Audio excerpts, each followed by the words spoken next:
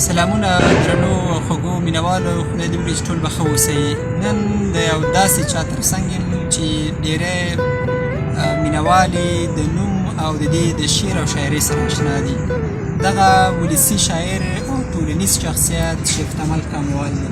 کاموال صاحب ستړی مو شي، بخیر راغلی. استغفرالله صافیه، ته په خیر راغلې. تا ته ستړی مو شي، مرکلې ده ته یم چې زموږ خوارو بلبې پوښتنه دې وکړه. زموږ خواته راغلې، ډېره مننه، ډېره شکریه. ډېره زیاته مننه، خوشحاله شوم. که دا راته ووایې چې کاموال صاحب څومره وخت کېږي تاسو دا شعر او شاعري شروع کړې ده، پیل کړې ده؟ ما چې په شعر شاعرۍ باندې لاس پورې کړی دی، په اتم سیمه کې هم سیمه کې متعلم یم او پاچاهي د سردار داود خان پاچاهي په هغه وخت کې چې ما په شعر باندې بنا کړې ده، شعرونه جوړوم او تر اوسه یې را جوړوم. او تر اوسه پورې مې څومره شعرونه لیکلي دي، څومره د کتاب بڼه چاپ یې کړی دی که نه؟ اوس دې کې د بله خبر دا چې د بیاکړې باري کتاب دې چاپ شوی دی، څومره خوشحاله یې؟ ډېر زیات خوشحاله یم. ما 4.5 شعر یې جوړ کړي دي تر اوسه پورې او په دې باندې ډېر زیات زه خوشحاله یم.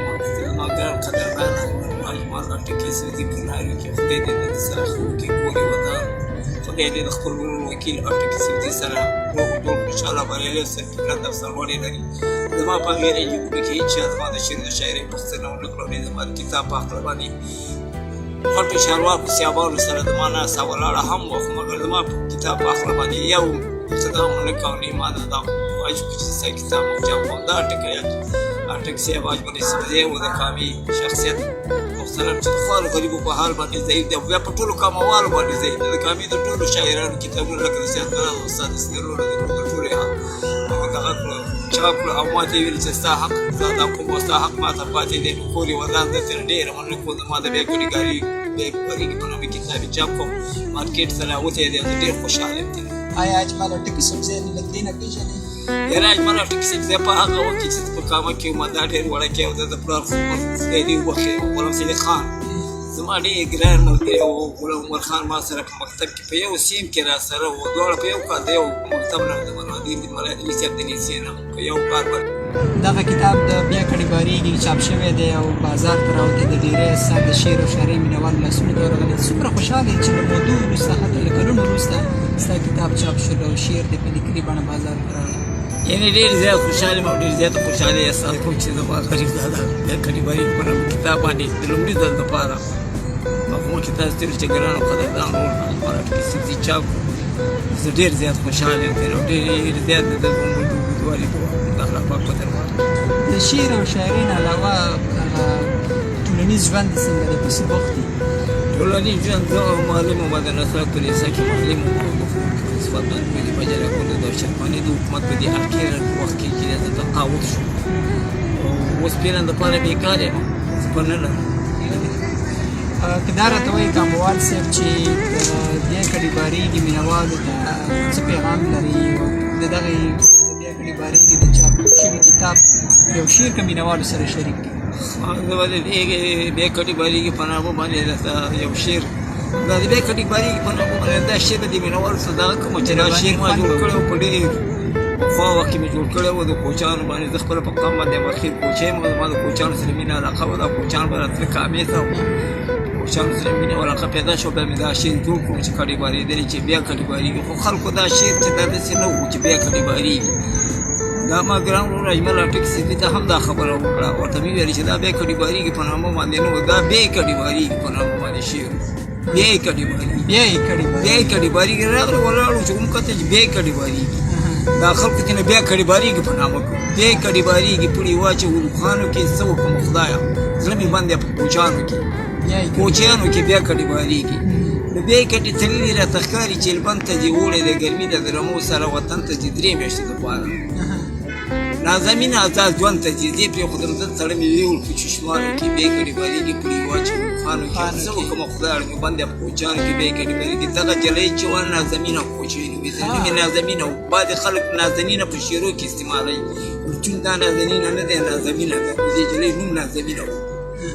نو زړه چې رانه وړی حلال کړی شو خالو یې ما دروغ نه وایم، الله ما مین شوی په کالو یې ما چې ډېر زیات مې خوښېږي. سړی شوی په جرګو یې ما دومره حساب نشته دی نه تاسو ظالمانو کې بیاکړې بارېږي واچولو خانو کې څه وکړمه خدایه مې بند دی په کوچیانو کې بیاکړې بارېږي. یو سړي زما نه پوښتنه وکړه، نو ما ته یې ویلې چې دې په کالو باندې مین شوی. ما ورته وخندل وین شوی په کالونو ما ورته وخندل ما ورته په کالونو نه یم وین شوی باید دا کالو دا 14 متره کمیس ټال خوښېږي چې دا روان یو دا ټال کوي نو ما دا کوچانی کمیس خوښېږي ما په کالونو نه یم وین شوی بیا بل پکې دا و چې زړې چې رانه وړې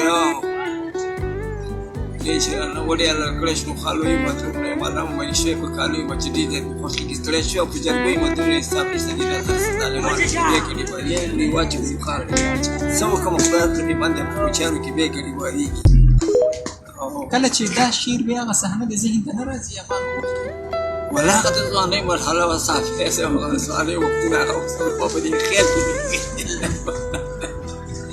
یعنې دا فکر دی هماغه طرف ته ځي هو ډېر نو په دې کې بیا یو بیت پکې دا و چې دغه دی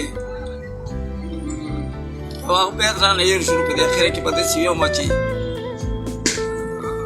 بس که شیفتمله باسې مه کوه دا ځان سره سر ما سر یې راجیبه کړي تا سره سر مې په کوټې کې سر به کېږدي په چا سره څنګه به غړی سبا ته سترګې همدغه شعر بیا کړي به کوم هنرمند هم ویلی دا شعر د ننګرهار د پېښور او د دې هنرمندانو یې یو شل دېرشو به ویلی دا شعر مختلف خیال محمد ویلی شاولي ویلی مکر نظمي ویلی صراط ګلزارانه ویلی مستلدي حیضوي ویلی د دې نه علاوه د کوم شعرونه د سندرغاړو هنرمندانو د دې نه وروسته مې زه تاسو ته کوم یو حساب و نصاب بې حسابه دی زما 1300 شعر کې ویلي تقریبا دې څلور نیم زره شعر کې زما په هغه وخت کې شاګرد چې سید احمد مې شاګرد زما شعر سید احمد ته ویل د منور سره هغې نه شاه محمد زیدي ونې دي خلک په تیږو باندې سارانې خو دا سارانې نو پیرانې وو پیرانې پیرانې به د خلکو سارانې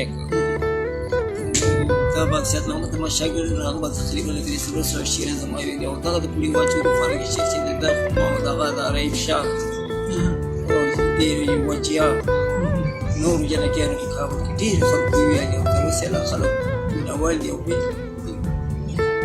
کمال صاحب ډېره زیاته مننه چې وخت دې راکړو د بیا کډېباري کتاب درته ډېر زیات مبارک وي تاسو ته مبارک وي خدای دې تاسو خوشحاله لري خدای تاسو ودار لري چې دومره تکلیف مو وکړ او خواته راغلی تاسو ته یو جهاد مننه ډېره مننه خدای هم خوشحاله کامیاب بریالي په خپلو ورځنیو چارو کې د ټولو مو دپاره اباد او ترتازه اوسي شیفتمل کاموال چې دې سره د شعر او شاعرۍ او د بیا کډېباري تازه کتاب له چاپه راوتلی په هغې ورسره لنډې خبرې وکړې تر بیا او تر بلې خپرونې ښې چارې خدای پامان